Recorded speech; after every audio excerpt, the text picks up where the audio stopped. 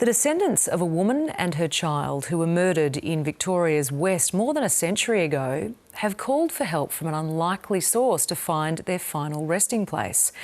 A team of cave divers has been working in the Edenhope cemetery, hoping to solve the grisly mystery. Some old grave sites here. 150 years after they were murdered, mystery still surrounds the case of Kevin Ryan's ancestors, Maria Langley and her daughter Louisa.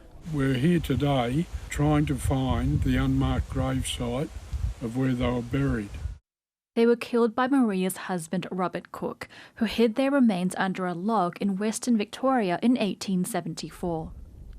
When they were found a decade later, the remains were stored at the Edenhope police station for another 34 years before being buried in an unmarked grave at the cemetery. But its location is still a mystery.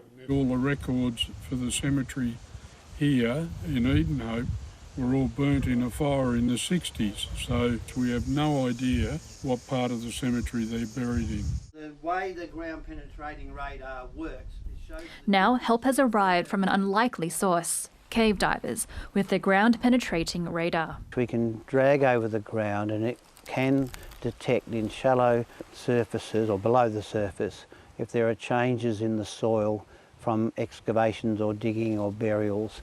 The team believe they've identified the search area, but it's still a tall task. When we're talking about older graves, it's quite likely that wooden boxes or wooden caskets and so on over a century old have disintegrated into the soil of the gravesite itself. The Langley family's journey is far from over.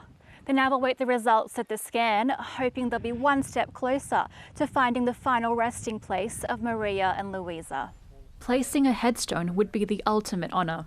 On behalf of the Langley families, that they're not forgotten and we will always remember them. Gillian Area, ABC News, Edenhope.